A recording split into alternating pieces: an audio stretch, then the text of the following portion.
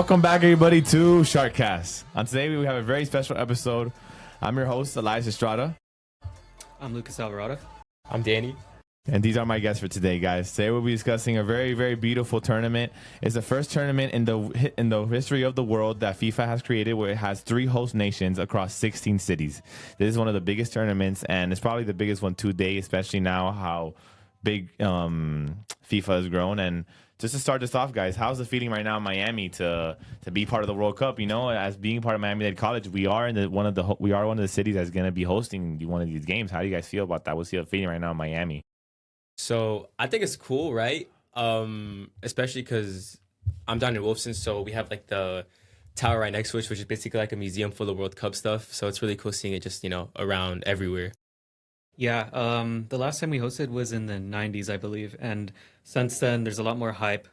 Football has grown a lot in the U.S. We see with MLS, we see with Inter Miami, there is definitely a lot more activity down here. And I feel like it's going to have a big impact. No, of course, bro. And that's one of the things that it's beautiful to see this, because even like, for example, like all around the city, it's branded World Cup. Even around the college, it's like there's a bunch of, like, you guys see the 26 logo with the cup on it. Yeah.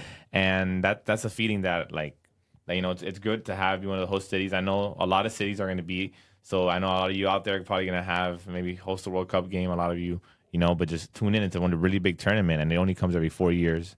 And just to explain briefly the World Cup, it's a soccer tournament or football tournament that comes every 4 years, that hosts the best nations in the world. This also is the first time they're hosting 48 teams, right? Yeah. Instead of usual 32. Yeah, it's usually 32 teams, and they expanded it this year to 48 teams, which I think adds an addition of 16 more games, I believe. And that it's a huge add to the tournament because it creates a much more in-depth of way of competition. But we'll be getting into that shortly. And thank you guys for tuning into SharkCast.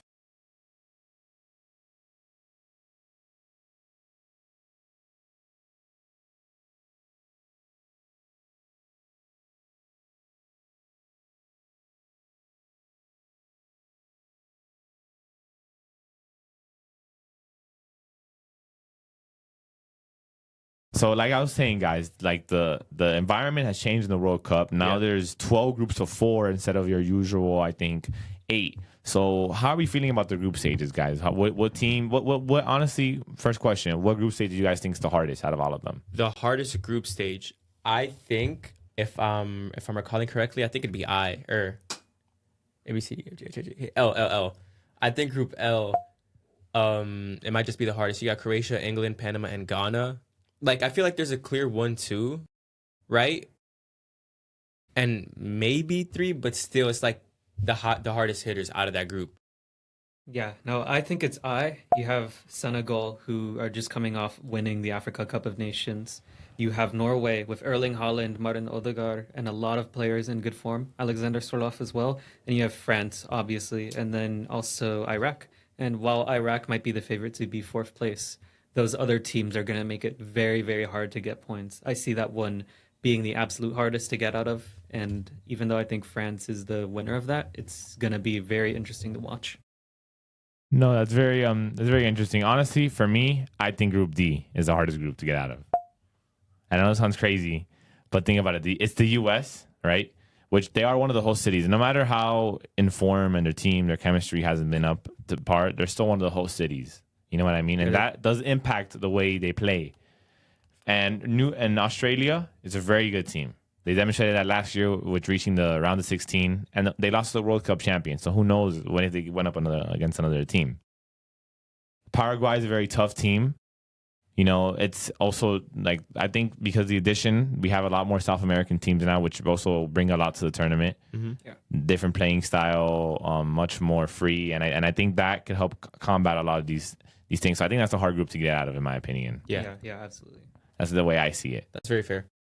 Very fair. But, for example, do you really think in Group A, do you really think Mexico can make it out of there? Because it's a big talk. I think it's possible, but when you look at who you got against the competition, you got the Korea Republic and Korea. They've definitely been trying to lock down, and they've been making that chemistry that's important for football. You have Czechia, and Czechia are a very strong team, don't get me wrong. I think it's possible, man. Mexico, they're going to have a fight ahead of them if they try. I think Mexico sneaks in a third. At third? Yeah. Mexico's gonna get number 2, if we're being honest. Bro, you really think Czechs is better than Mexico? It's about, you also have South Africa there too. I feel like they're getting slept on. They kind of always make the groups in the World Cups usually. Yeah, I mean, they have a lot of South African players, a lot of local talent there. Exactly. Mexico versus South Africa. I feel like everybody versus South Africa overall, that might be the difference maker in these playoffs, because when they face another, you never know what could happen.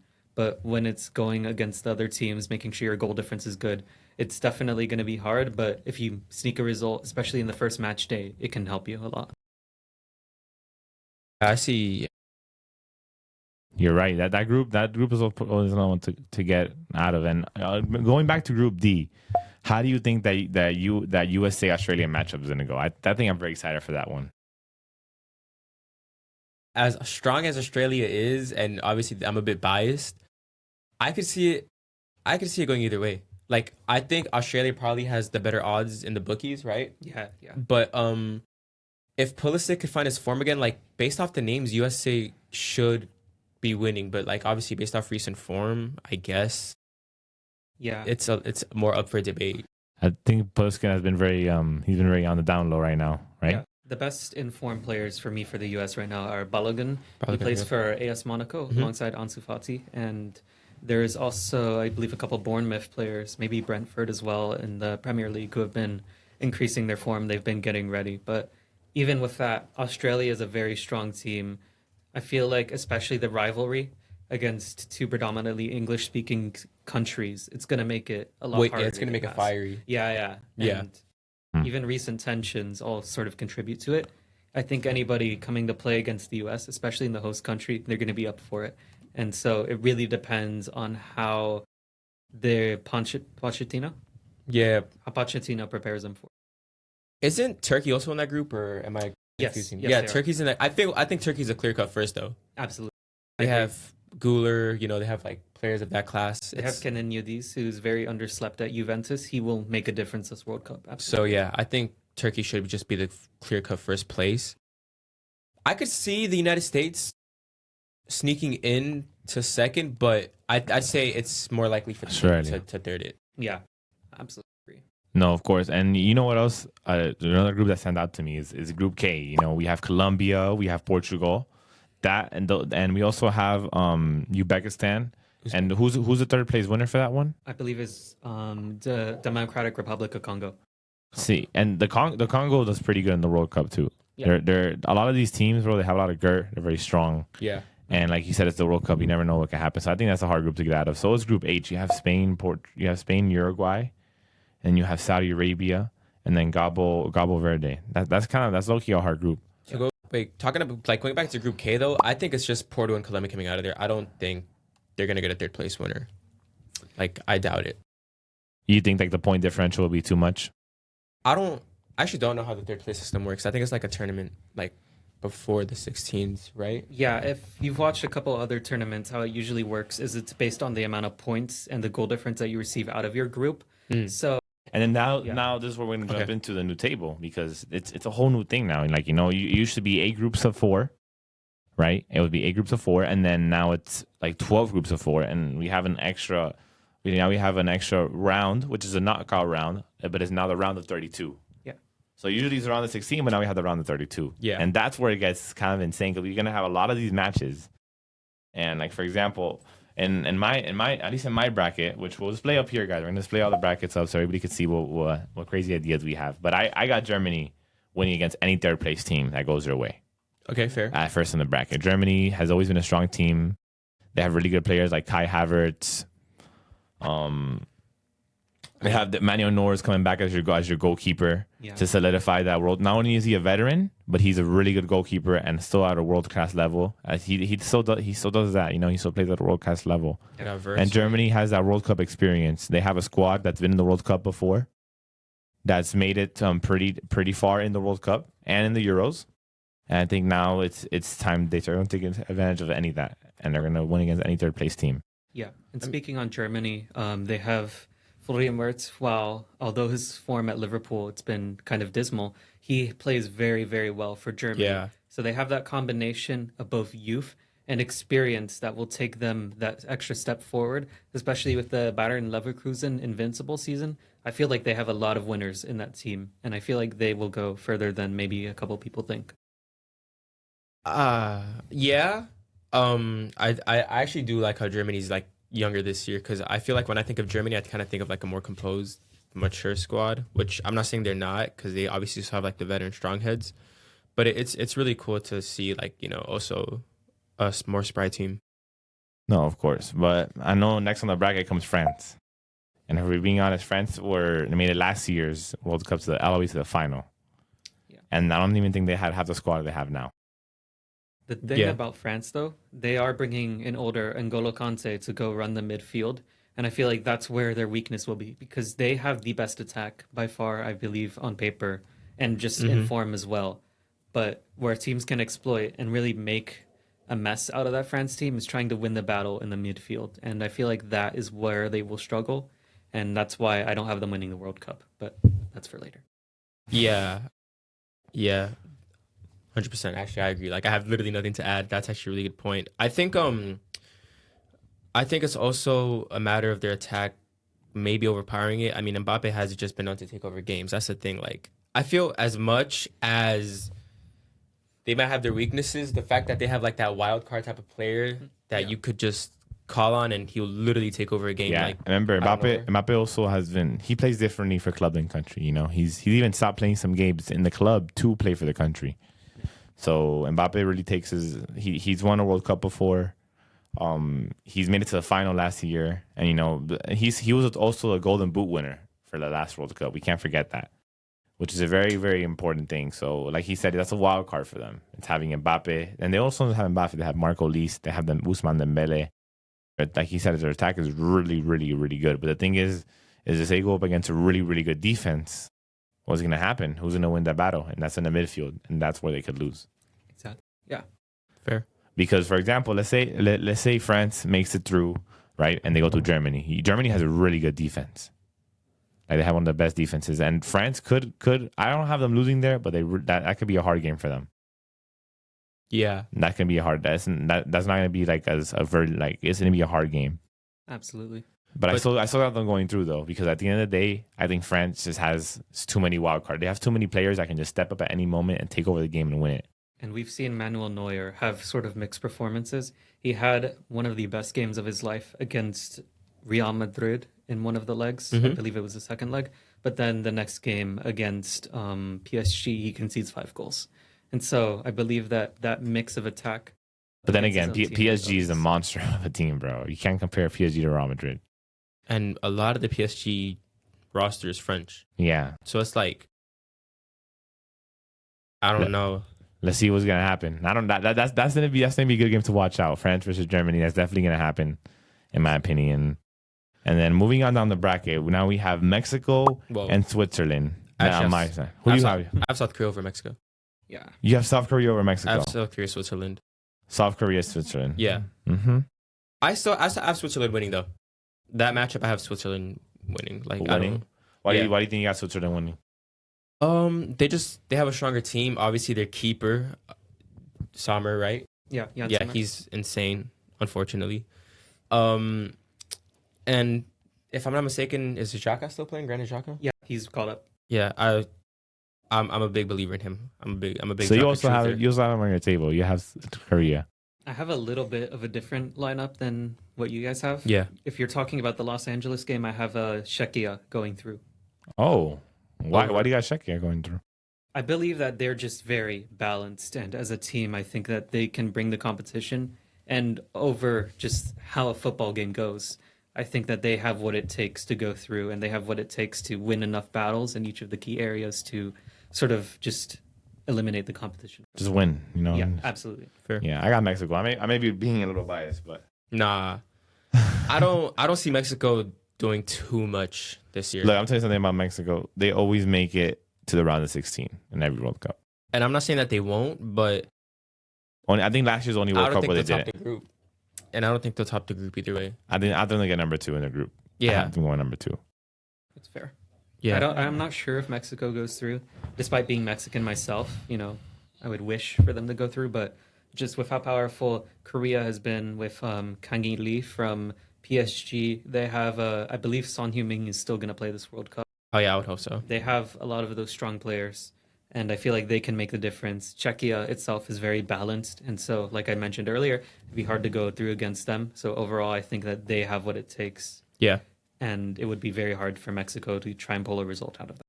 What do you guys have on the next one? I have Japan and Morocco. I have Netherlands, Morocco. I have Japan going through again. I think Japan will get number one in that group against the Netherlands. I think, Dude, I just look at the Netherlands lineup and I'm like, I don't know. but Yeah. the Netherlands struggle a lot, in my opinion, with like. So look, the Netherlands, I think they're very kind of aggressive type of team, Yeah, even but when the it comes to like Netherlands- defensive and even when they attack, they're kind of like they just kind of like when attack is very like aggressive. They're very aggressive, Yeah. and I think Japan is one of those teams that no what they do is they do the exact opposite. They wait to get an opportunity and they just take advantage of it. They counterattack. They're a counterattacking team, and that's very dangerous. Yeah. Especially Japan has a good defense. They have a really good goalkeeper. So imagine you're playing 90 minutes, right? And it's 0-0. But then Japan gets a counterattack. They're the more I think in those type of takeaways, they're gonna beat the Netherlands and top the group. I think I just have Netherlands because I'm looking at their names. I'm looking at obviously Van Dijk. I'm looking at De Jong, who's an excellent midfield force. I'm looking at Van Dijk is washed, bro. I guess, bro, but you can't. It's like one of those players that he's washed. No, I don't think he's washed. I don't think he's washed. Like he's obviously past his prime, and that's fine, especially at his age. But to say he's washed makes it sound like he's just Well, he's not bad. I useless just don't in a think team. he's at like the level that Of you're course, putting but him at. I think every national team having a Hardman like Van Dijk is always going to help them. And then you look like further, Frimpong, what's his name? Depay, right? Memphis Depay. Yeah, Depay. Memphis Depay is a very inconsistent player. The thing I feel about with the Netherlands is that last year they took Argentina, the eventual winners, to penalties. That's the And thing. Like, they're a very strong team outright, but a lot of the players who helped them take it to penalties now, they are not in the same prime that they were back then. Van Dijk was arguably a far better player. I think he won the Champions League only 2-3 years before that. yeah, And he was still world class. Like he was still really world class. Yeah, that's a player who almost won the Ballon d'Or and arguably maybe should have. But I feel like against Japan, with this project that they've been specifically investing into the World Cup, they are going to be a very, very hard team to beat. And I feel like Japan, just with the investment, with the care, and with the hype, especially around this World Cup, they're going to do possibly what Morocco did last World Cup, sorry, and pull off a couple surprises in there. Mm-hmm. I just historically I just don't like to count on Netherlands. That's really what it is. Like I'm not saying they're a bad team. No, nobody is, of course. I just trust them like maybe too much, but I do trust them a lot. When it comes to like international play, I feel like those players do. I feel like not just them specifically, but I feel like almost every player levels up when they're playing for their country, right? And Yeah. Netherlands players already play at such a high level for club that taking the extra step might make them like. I don't want to say a sleeper because people know. And they do have a great. great coach. I would admit. Yeah. They have a great coach. But I think Japan, like he said, it's been a very big project for them. And this means a lot to them. Like it means a lot to and trust me, it means more than you think it does. And I think Japan's going to come out on top. I think they have the ability to do it. I think they have the team to do it. And I think it's going to happen. But next on the table, we also have Spain, Algeria. Actually, That's what I have. I have Spain. For me, the next one on the table, that's 2K2L, so I believe I put Colombia versus Ghana for that. I think, again, the African teams, like last World Cup where we saw the trend of them being more competitive, I think Ghana, especially with the new star of Antoine Semenyo, I think that they're going to go and put some foot forth there. oddly enough, I just went completely different from you guys. I went Portugal, Croatia.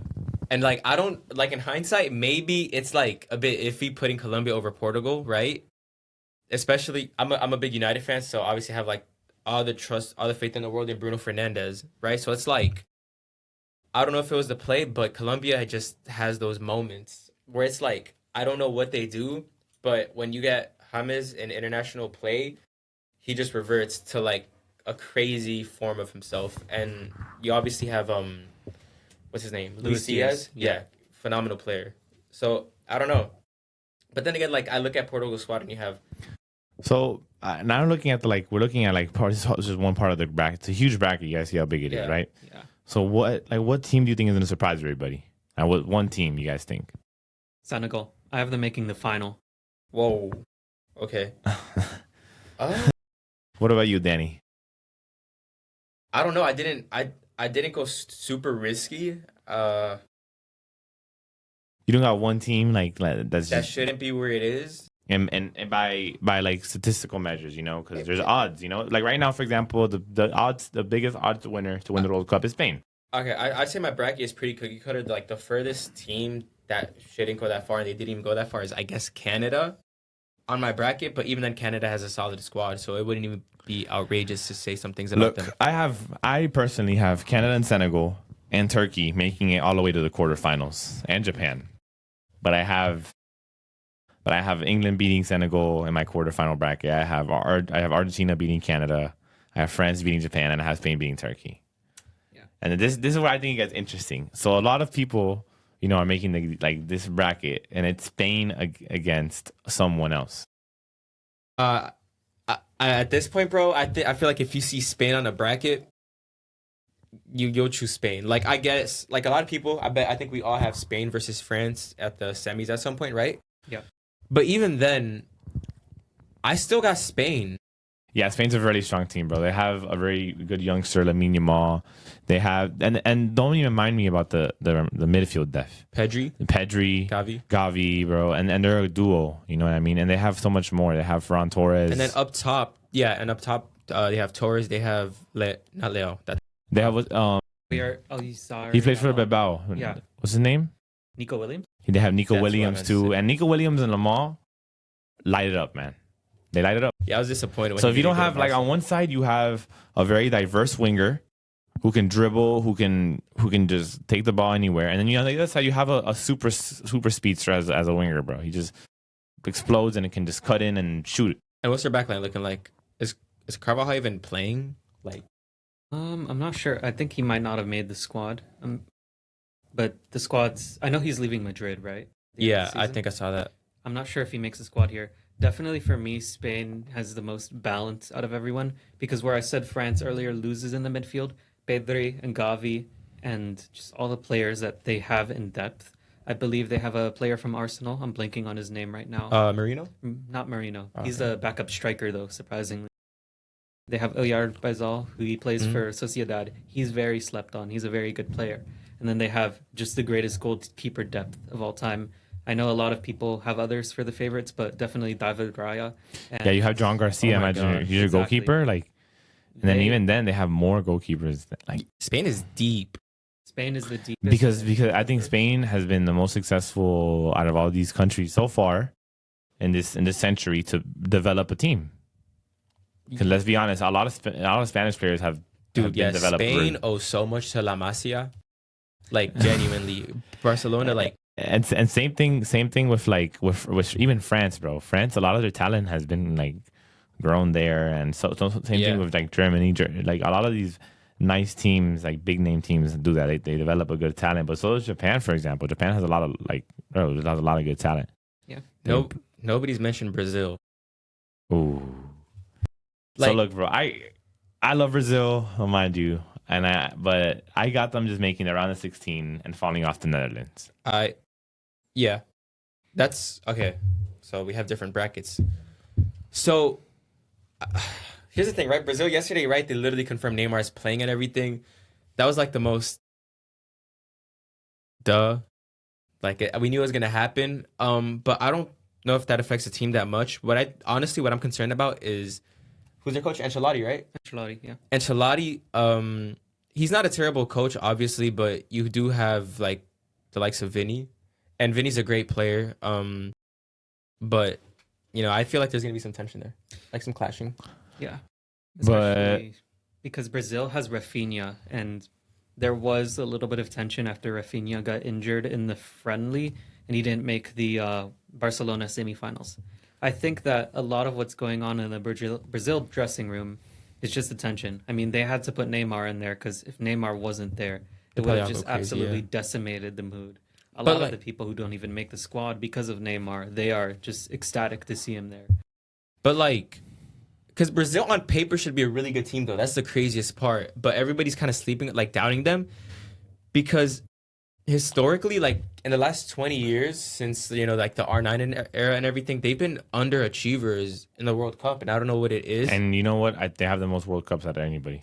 Well, yeah, but in the modern era, they haven't been up to par, especially with what you expect from Brazil. I mean, you see all these talks about Jogo Bonito, and I feel like their game has become so formulaic and boring that it kind of took away what Brazil was too a bit. So I feel like that also kind of slows them down.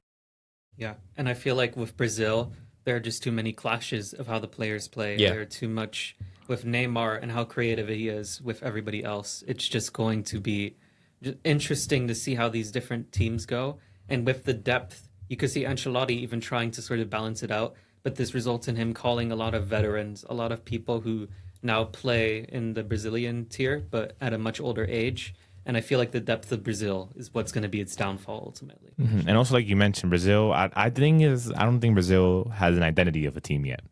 That's what my not thing. I think anymore. Brazil. Yeah, you said they used to be. Brazil's a powerhouse when it comes to the World Cup. We all know this. Like when you see the name Brazil, you're like, oh damn, like that was a very insane name to hear. And you're like in recent World Cups, Brazil has kind of fallen off and not been as successful as they could have been. That's why they also hired Charo Ancelotti. Who? He's a world class coach. He's a world class coach, bro. You know what I mean? I think he did a great job wherever he goes. He did a great job in Yeah. Madrid.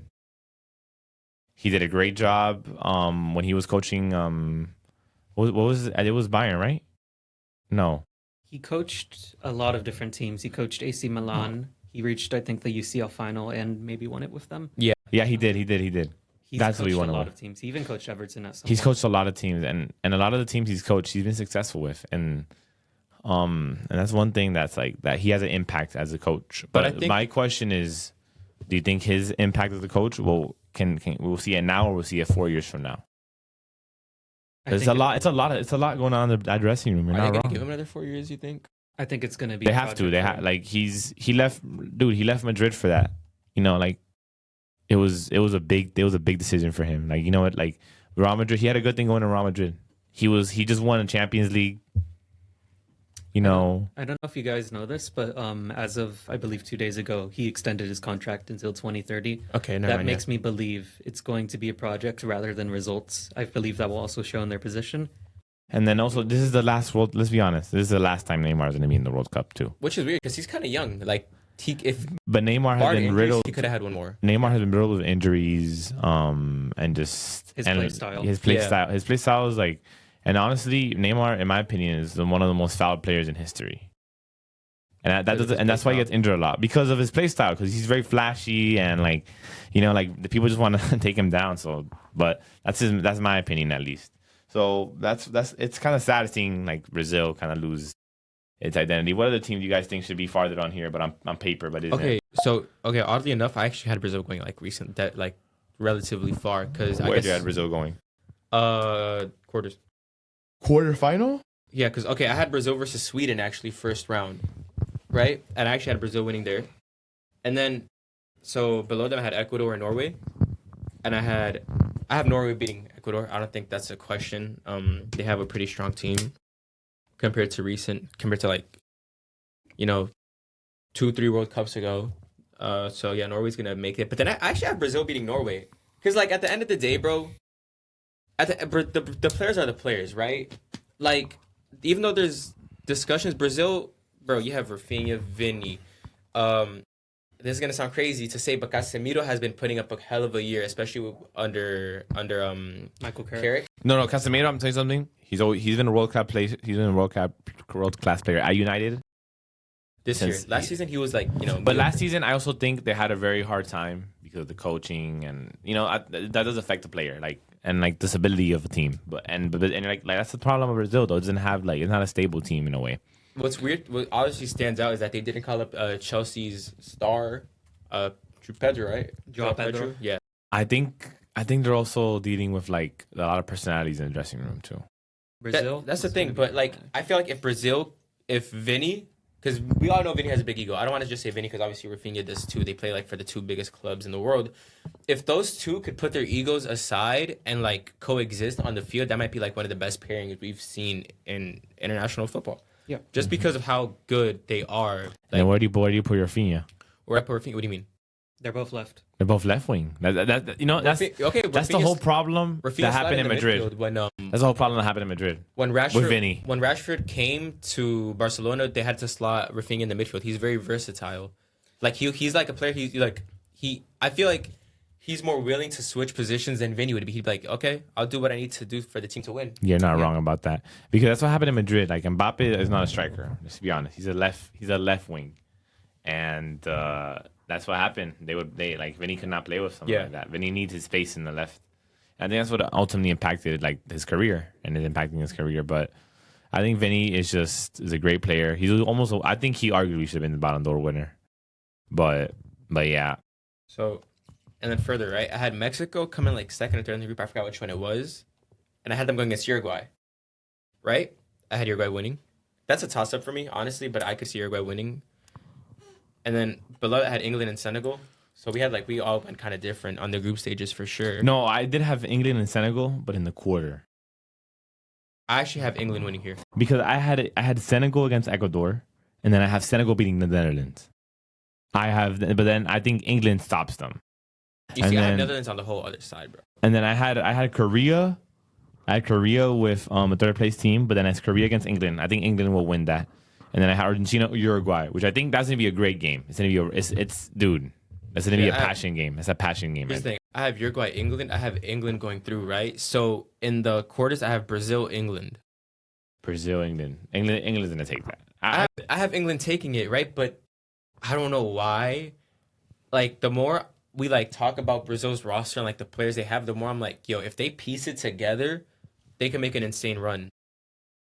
Of course, but you're also forgetting a lot of these teams. England has a really good team too, bro. Argentina has a good, despite them maybe not having the same spark as the 2022 season. They have a really good defense. They have a really good midfield. I think England, and this is I think their attack is where it's kind of weak, a little bit. Who? But Argentina, their wings. No, I don't think so. Just their wings, but because they do have Julian Alvarez. Don't get me wrong. That's an insane bump. And you have Enzo Fernandez, who just recently I think he recently also moved to the MLS, right? Enzo Fernandez? No, not Enzo. What's his name? Rodrigo De Paul. Rodrigo De Paul. You have Rodrigo De Paul too. He's in the back line. Further back. Yeah, he plays I think he plays CDM. Yeah. That's what he plays. He plays in the midfield. I meant further back. I feel somebody who's being slept on. This is why I have them going to the finals. Is Senegal. They won, rightfully so, at least the Africa Cup of Nations. They have a very balanced team. They have Champions League winners in there. They have there's an Everton winger in there. I don't know why I'm blanking on his name right now. He's absolutely exceptional. And I feel with the balance that all these other teams have, if they have just the right run and just the right form, I think they can make it. It is situational, but at least the way I've made it, where they face off against this Brazil team, I think they have the chemistry to beat Brazil, which might be a hot take, but I believe it's there. I think they can beat Korea, who I have going against England and winning in a very shock. So, yeah. So I have Brazil versus England, and I have England winning, right? But on the other side of my bracket, skipping a bit ahead in the quarters, I have Argentina, Canada, right? Well, I have that. I actually have that too. Right there, yeah. Yeah. I think Canada is a sleeper team. I think Canada will be Colombia. I don't think they're a sleeper. I think people know what Canada's capable of, but they're not. But it's not saying But I don't think they're being overrated. I think they're being properly rated. They're like. I think they'll beat Colombia, in my opinion. Yeah. Canada missing Alphonso Davies though with an injury, it's gonna be hard on them. What is his ACL again? That was last time. Not ACL. I think he's just out for the World Cup. Damn. I forgot the exact injury. He's out? Yeah, he's out. I'm pretty sure. This is a big hit. He's actually I saw a stat that he like ever since he went to Bayern, he's been injured like so many more times compared to before he transferred. He missed like 5 games on his previous team. Like in a season, he missed like 22 in a season. Just like I think it's a style of Since he joined. football. Yeah, I Bayern, think- their pressing style, especially, I believe he joined with Flick. You've seen what Flick can do to players. Yeah, but Flick ball is really nice to see. Flick ball, I love watching it. Yeah, that's a genius of a coach. But yeah, so in my semis, I have England and Argentina, which might sound crazy. And yeah, I kind of went like a bit of a fairy tale ending for my final. I don't know if we want to jump that far. What's your fairy tale ending, bro? Spain, Argentina, just because we never got the finalissima. Look, I think I want to watch Lamine and Messi. I think that's reasonable. as much as I love Argentina and I love Messi, I think England will beat them in the semifinals. Really? I think England is a really strong team. Like, you don't understand. They always look, bro. In the past 2 Euros, they made it to the finals. All the past World Cups, they make it to the semifinals at least. So this is a very well-established team with a lot of talent, and I think this year their talent has not only evolved but has like kind of reached its peak. Yeah. I think a lot of their players are in their prime right now. I think it's their time. I don't think they're one of those teams that could like become like good like then now. I think they're good just now. I think now is their time. I think now is when they're gonna make it to the final Is Bellingham against in his Spain. prime? Would you say Bellingham is in his prime? No. Not yet. But still, like Bellingham, whenever he plays for England, he steps up more because he has more freedom than in Real Madrid. Especially now with Mbappe, like he has Belgium. That's not his team, but like it's kind of like he controls the midfield. He controls that. That's his, and that's gonna have a really big impact because Belgium can do a lot. Their midfield is strong. Belgium can do a lot. He can do a lot, and I think Spain will make it to the final. But I think ultimately the winner is going to be Spain. Yeah. Yeah. I think I think everybody with the brain would think Spain wins. I think Spain Like- is going to take it. I think it's their time. I think Lamine is going to establish himself, but I think it's going to be a really good match. Me, would I want Argentina to win to get Messi a second? I'll admit, yeah. Dude, if Messi gets a Yeah. second, that's going to be one of the craziest World Cup endings of all time. Absolutely. Because imagine you win the Cup America, you win the World Cup, you win the Cup America again, and you win the World Cup. Who's That your would- team like club? My club? Yeah. I support Nottingham Forest. Okay, that's interesting take because like I was about to say we don't have like because I feel like we're also mixing a few perspectives because I feel like we all kind of have Messi as our GOAT and kind of we all got some love for Barcelona, right? Yeah, absolutely. Right. So it's like I feel like if we had somebody who a Messi hater, this would be a lot different and there'd be a lot more chair throwing. But I think we could. But the thing we all wanna is, see the thing this. about Messi is, let's say even if he doesn't like play as much as he did last time, Messi has an impact on the team that like they carry with him because he's such a big bro. He's such a good player that they want him to be there. Like they actively want him on the team. He inspires them.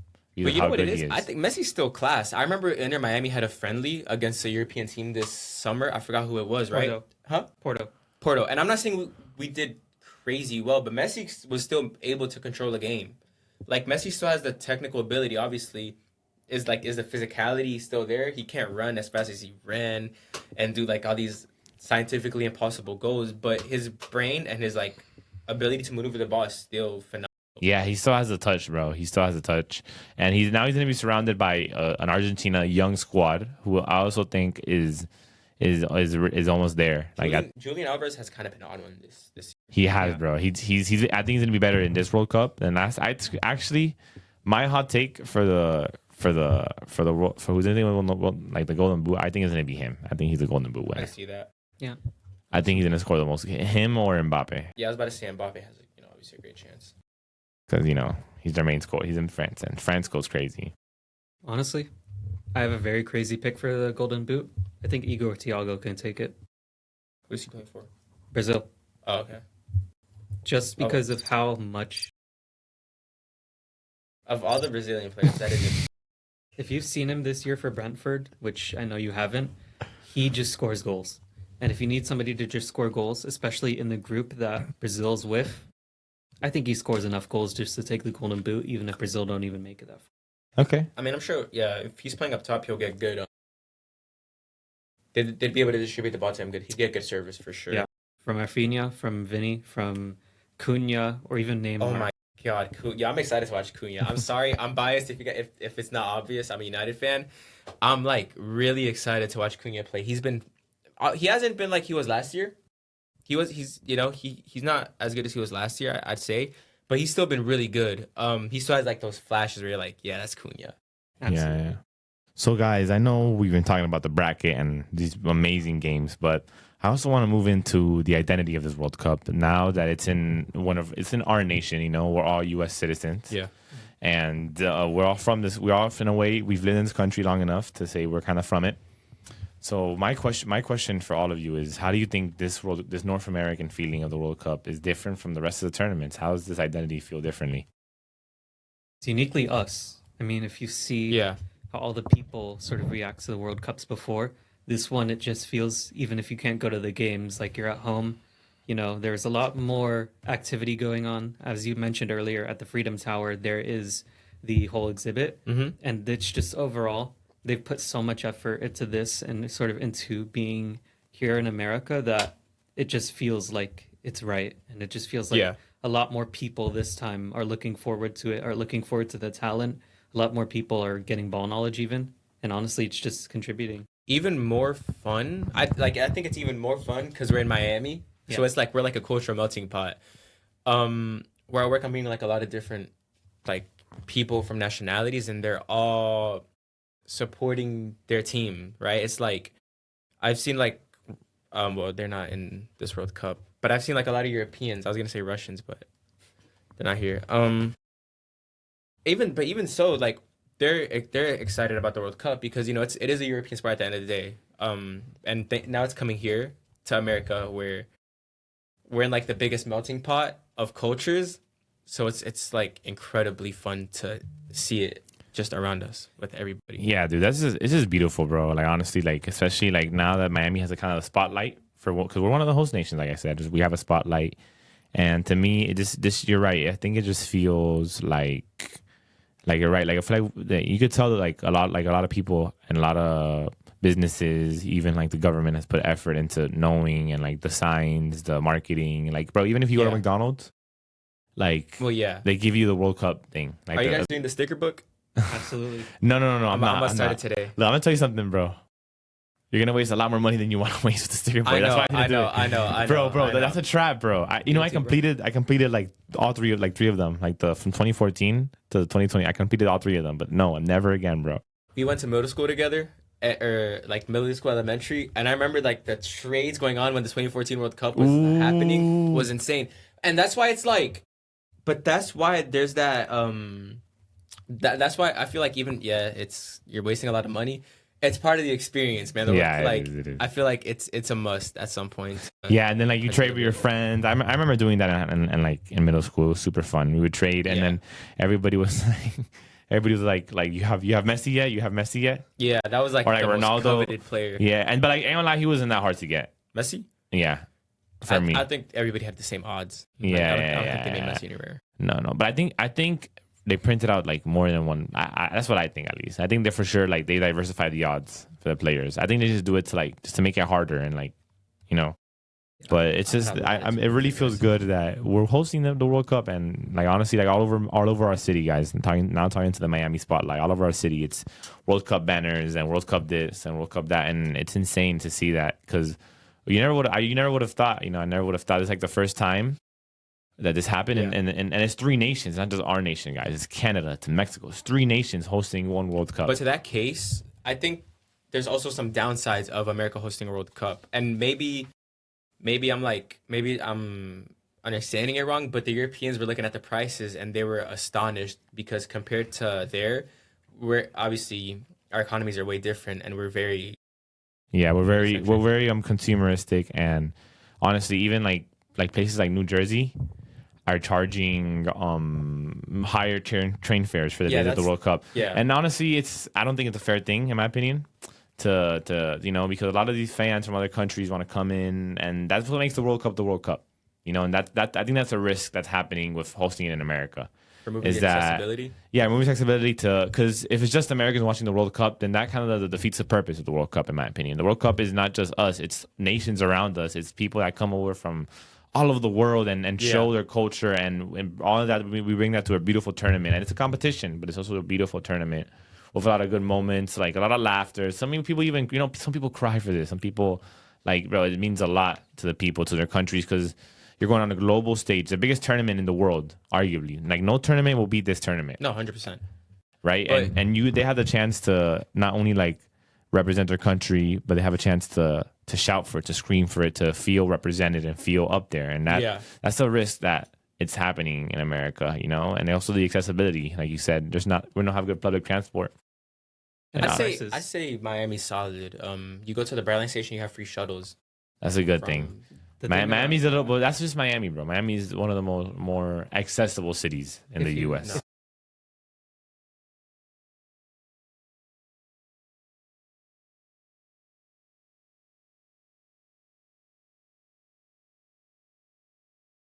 And then it also affects the people who just take the train every day regularly. So, but to counter that, like all the accessibility thing, I think it's really cool to see that games aren't really clashing with our schedule this time.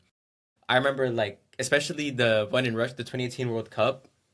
I'd be waking up at like 5 a.m. to watch. No, I remember the 2022 one. You have to watch it in class. Oh, that's so real. No, but I feel like that was so funny. But you know what? That was fun because I don't know about you guys, but in every classroom, like every teacher was just playing the World Cup. Yeah, exactly. Because it was just like I guess it's such a big tournament. Like it's such a big impact. But now I feel that's why it's so important. Especially for us, right? Since we're older, we have like the time to actually go out more and experience that World Cup stuff, especially with the scheduling being on our time now. That's really cool to see. Just, it's going to be way more accessible for us. And we're not going to have to sneak it in class when some teachers. And this is a schedule for our stadium, for Hard Rock Stadium. Yeah. It's going to be Saudi Arabia versus Uruguay. Then we have Scotland versus Brazil. And look at this game. Portugal, Colombia. Ooh, that's going to happen in our stadium, Portugal, Colombia. And there's a lot of Colombians in Miami, guys. There's a lot of Colombians in Miami. So I think it's going to be a very, very insane game. It's going to be a very emotional game. You know how you guys remember last year for the Copa America? Yeah. I hope how the Colombians went.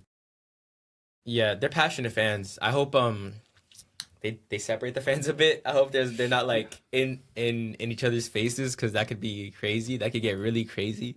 Yeah. But yeah, no, the passion for those two sides honestly is insane. Obviously, we don't really see too many Portuguese people as much. I think a lot of maybe not Portuguese, but a lot of Brazilians. Yeah, but they're not. Yeah, they just speak Portuguese. Yeah. It's gonna be very interesting to see that. It's gonna be so interesting with like what even happened last time, where so many Colombians managed to sneak in. This passion that they're gonna bring to this game against such a major side like Portugal, Ronaldo. It's gonna be something on another level, and it will be very. It's gonna be big. I'm not leaving the house. Yeah, and Danny, I know since I know you mentioned it before, but he's a student from MDC Wolfson, and wait.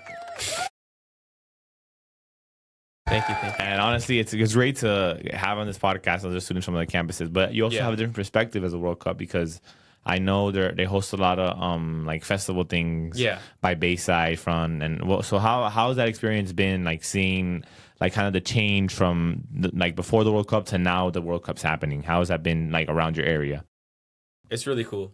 I'm like really big on soccer. Obviously, I know some people like don't like it because they're like it's kind of a nuisance to them and they're not really all for Miami becoming this like big metropolis, but I love it. I love the fact that we have like all these events happening like right down my street in my neighborhood and I'm just getting to be a part of it in a way. Obviously I'm not partaking in anything, but I could just experience it, and that's really cool to have in my backyard. Of course. And how is it like walking around Wolfson and just seeing all the World Cup stuff? How is that? It's cool. I mean, it's obviously it's different from being like I'm sure in a college like in Europe because I haven't really seen too many like soccer fans. Obviously people love soccer, but I have not seen like too many people like super passionate about it. But I'm sure like there's definitely that feeling in the air that people are very very excited to watch their countries, especially our country because we're hosting it, play in front of our home crowd and just the rest of the countries just play on our turf. Yeah, no, of course. And I know we mentioned the pricing before, but like let's talk about the tickets, for example. So isn't it crazy how it's $300? What do you guys think about, is it really cheap tickets to have $300? And do you think it's fair for the people who built the, like, for example, even in Miami, do you think it's fair for people who built that type of culture, for them? Because it's kind of like, I guess in a way, pricing them out of the game. What do you guys think about that? There's been a lot of sort of movements against that. The prices, especially in recent times, have been just absolutely horrible. Sports in general. Yeah, like you see New York, they're trying to incentivize more ticket allocation to the locals, but it just hasn't worked out. And I feel like the prices are the biggest hamper on this World Cup because, like a lot of us have said, this is in our backyard, but we might not even get the chance to see a single game. Yeah, you're not wrong because of the pricing and a lot of fans, I believe, aren't like a lot of fans and a lot of them like aren't a lot of demographics don't have the ability because the World Cup is such a broad. Yeah. So like I feel like every demographic is a fan of the World Cup in a way, but I feel like a lot of younger people or like people who are are starting to get into football now, or they don't have the ability to see it because it's just such an expensive thing to do, and which kind of impacts the culture. I believe in Miami and like how people view now soccer, because is it really accessible or is it just a luxury? And I don't think something like this should be a luxury. I think it's something that we come together and we built this for, because again, it is a World Cup that represents a lot more than just soccer. Yeah, which is it's cool though, because I saw they're making soccer more accessible. I feel like to play soccer because there's not really that many fields in Miami, and you know how they're building the new Inter Miami Stadium. They have like soccer fields outside of it now, or that's the plan. So it's gonna be really cool. Yeah, they're trying to expand. They're trying to build the culture here even more than they've done before. Yeah. In my area, personally, there's a couple new nets. There's a lot of places you can go, and it's just definitely sort of added to playing the game and just enjoying it with your friends. Yeah. Of course, and we discussed it earlier. FIFA has now with 104 matches in total, which is that's a lot. So my question to you guys is, do you think FIFA, in a way, because this is a big question, do you think they kind of oversaturated the World Cup? Because one thing about the World Cup, look, it's a very competitive tournament. You want to know why? For two reasons. It comes every 4 years, right? And apart from that, there's no like two legs. Yeah. It's knockout. Like if you lose, you lose. If you win, you win. And that's a lot of teams that makes them more competitive. And that's why we see a lot of like these dark horse teams or like these crazy takes happen, because a lot of these teams, like, they really, really try for 90 minutes, and for 90 minutes they win a football game. It doesn't matter how good you were today, but it's how good you are in 90 minutes of the football match, Okay. Maybe, and this is maybe the American in me coming out, but what other tournament has like this many teams in a single elimination? March Madness. And we eat it up. Everybody loves March Madness. Even though you're not watching all of the games, you still, But March Madness comes once a year. And imagine now you have a tournament that was super competitive now. But now when you give more games, not only do you give teams more games to play, but you give them more of a chance to win. Every team. Yeah. Yeah. Because now if you lose, you have much more to recoup on in that stage. And then when it comes to knockout, look, it's around the 32. Mm-hmm. That's a lot. Like, you have a lot more of a chance to make it to the knockout stage and try. So more games, more opportunity for smaller teams. But then think about it. What about the players? I think they're getting sufficient rest. I think there's like at least this game here in my hypothetical is Germany-Scotland, right? June 29th, and they don't play till the 4th of July. So that's like a 5-6 day. But I don't know. Does it really feel special as like the 32 team era, when it was just 32 teams, and it was really hard to get into the World Cup? Like let's be honest, a lot of these teams right now are only in the World Cup because of the 48 but team format, and do you think that kind of ruins the special feeling the World Cup has? No, it adds to it because it gives more countries representation. And Italy still hasn't made it. Yep, somehow, literally, I don't know. Is still the second. Third, I think. They haven't made it. Yeah, they haven't made it in 2 weeks. And what's crazy? They did really good in the Euros. They won it to like the last Euro. Yeah, and the most recent one, they didn't. They made it past. They made it to the knockout stages. I don't know. Italy, I think they had their thing going on. They have their issues. Yeah, we'll leave them to that. And I know since we're literally right in the market of the World Cup, how do you think a lot of our artists and the media is using the advantage of the World Cup to like portray this like as a? Well- do you think it's like a culture? Do they portray it as a cultural event or like something like just like Well, I fun? don't know what culture they were trying to portray by getting Jelly Roll to do the World Cup song. That was absurd. I heard Shakira's coming out with something, so thank God. Yeah, they saved it with that. But like, even this is gonna sound crazy, but even 4 years ago, when Speed dropped the World Cup song, people still like kind of used that as like an anthem in it of its own. So it's kind of affecting like the culture. Not only like it's like affecting the content creators; they want to get more involved in that, and the musicians are always gonna get involved in that. There was obviously rumors of Drake performing at the World Cup, but I don't think that's happening now. But still, like if that would be really cool. I know, but what do you guys also think? Like, for example, one thing I kind of don't like is the logo, or like kind of like even like the branding of the like as much like even the branding of the World Cup this year. It's kind of like too simple. Like it doesn't have an identity. It's kind of where everything is moving though. All the branding is going to minimalism. And like it's kind of that's one thing I feel about the World Cup, bro. No, but even like last year with Qatar, we had a clear identity. Like we were in Qatar, that's it. And like everybody knew, like they even like, and they even had like their own little logo. Like it was pretty cool, honestly. And before that, we had the Russian logo, which meant a lot. It meant a lot about it represented a lot about Russia. And then the one before the Brazil, it was like holding the hand. There's like the trophy in Brazilian colors. That was really cool. Yeah. I would say you would have to.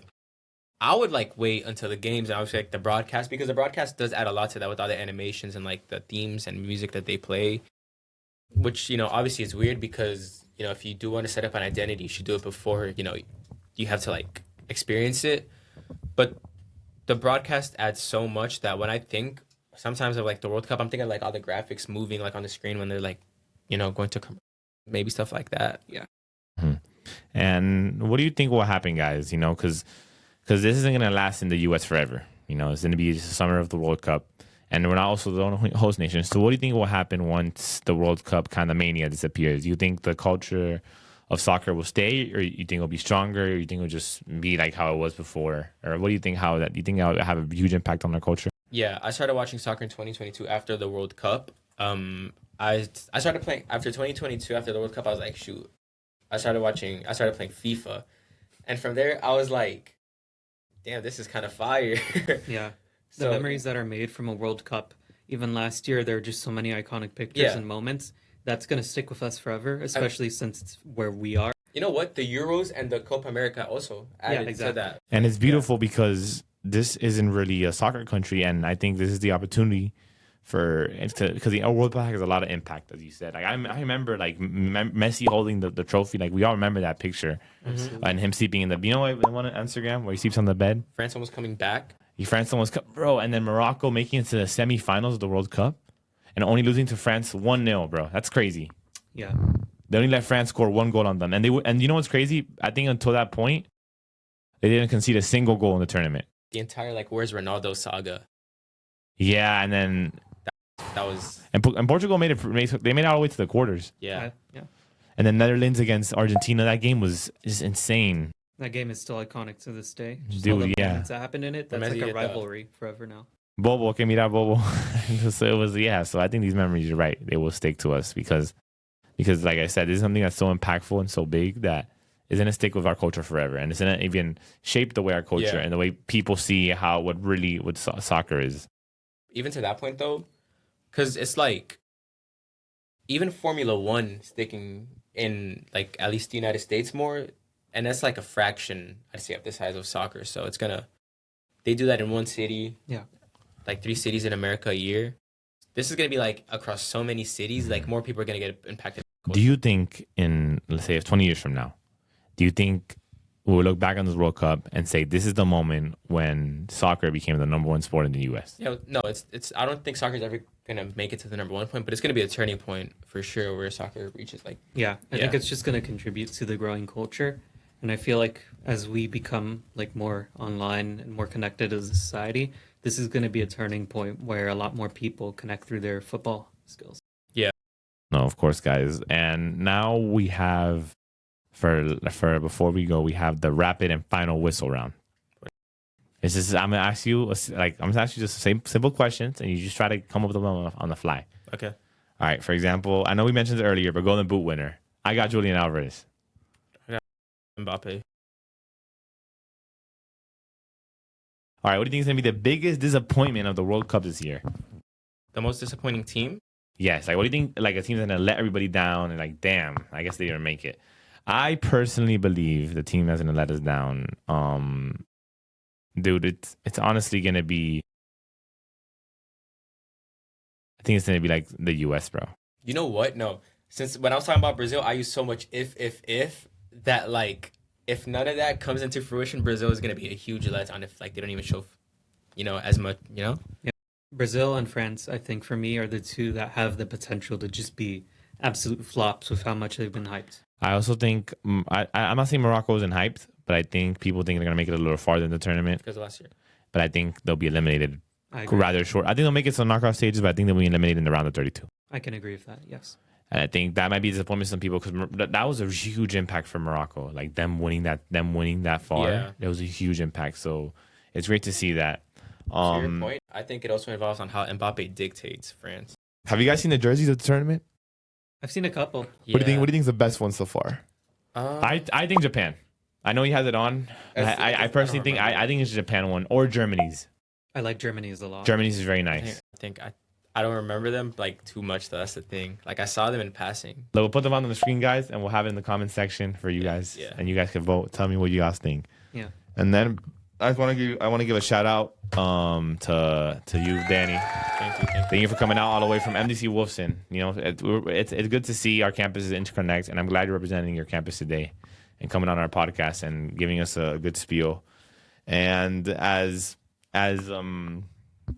we walk into this, I want to highlight, guys, that this shows how impactful this sport is and this tournament is as a whole, and how it can bring students from Wolfson and it can bring students from North together to make an episode on this. And this is a very magnificent thing.